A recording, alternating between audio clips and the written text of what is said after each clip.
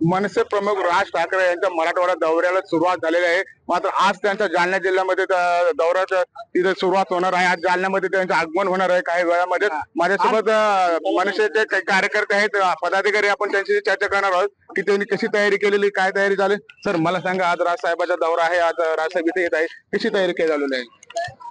तयारी साहेब, जेव्हापासून दौरा फायनल झाला तेव्हापासून या ठिकाणी तयारी पूर्ण जय्यत तयारी चालू आहे.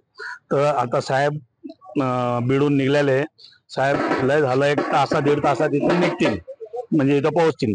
तर तयारी म्हणजे सर्व बॅनर वगैरे लागले इथं अथर्वला, इथं व मीटिंग हॉल आहे वरती. तिथं मीटिंग हॉलमध्ये अगोदर जे इच्छुक उमेदवार आहेत त्या सगळ्या इच्छुक उमेदवारांच्या मुलाखती होतील.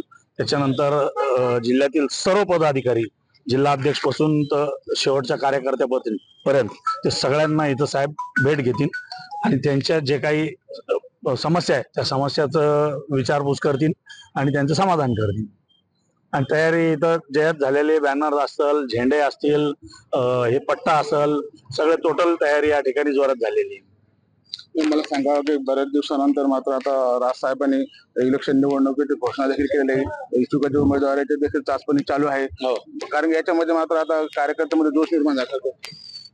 या ठिकाणी खूप स्फूर्त प्रतिसाद आहे, खूप जोश आहे कार्यकर्त्यामध्ये. आणि आता तुम्हाला थोड्याच वेळामध्ये इथं साहेब आल्यानंतर लक्षात येईल की इथं काय जोश आहे, काय आहे, काय नाही. सगळ्या ह्या गोष्टी, खूप कार्यकर्त्यामध्ये उत्साह आहे या ठिकाणी.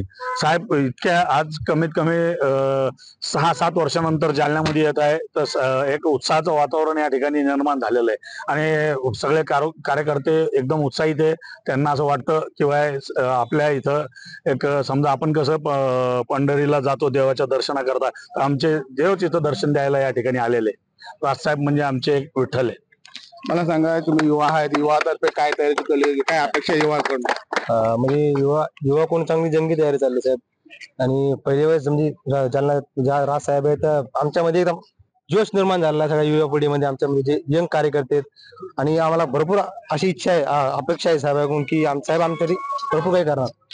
काही मला सांगा, तुम्ही पण आज आल्यात, राजसाहेबांचं आगमन होत आहे, काय सांगेल महिला कार्यकर्त्यांना? राजसाहेब जे येत आहेत, जसे पंढरीला वारीला राजसाहेब म्हणजे जात असतात, तसेच आमचे राजसाहेब पंढरीतून इथं येतात. आमचे आज पंढरीच आहे.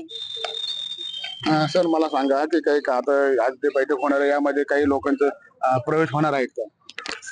ते आता काही आम्हाला जे आमचे निरीक्षक आलेले आहेत त्यांनी काय थोडं सस्पेन्स ठेवलेलं आहे. त्यांनी सांगितलेलं आहे कुठेही ही गोष्ट सांगायची नाही. तर ते त्यांच्या संपर्कात आहे काही इथले नेते मंडळी, ते येईल समोर. पण मला सांगा, ते बीड मध्ये जे काही अनुचित प्रकार घडला होता, जे काही सुपारी वगैरे टाकण्याचा काही प्रकार घडला होता, त्याच्याकडे तुम्ही कसं पाहता?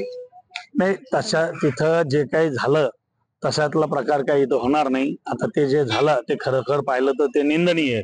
ते तसं व्हायला नव्हतं पाहिजे. त्यांनी जे केलं ते फार चुकीचं केलेलं आहे.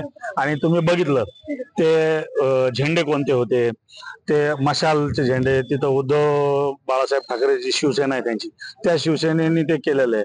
तर ते जे काही केलं त्यांना आम्ही आमच्या पद्धतीने भविष्यामध्ये उत्तर देऊ. त्यांचे नेते या ठिकाणी येतीलच, त्या ठिकाणी बघितलं जाईल त्यांनाही त्याचं काय उत्तर द्यायचं आम्ही ते ठरवू आणि वेळा प्रसंगी दाखवून देऊ त्यांना.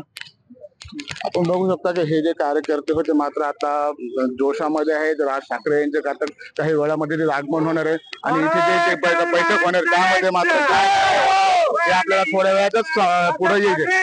महाराष्ट्र टाइम, जालना.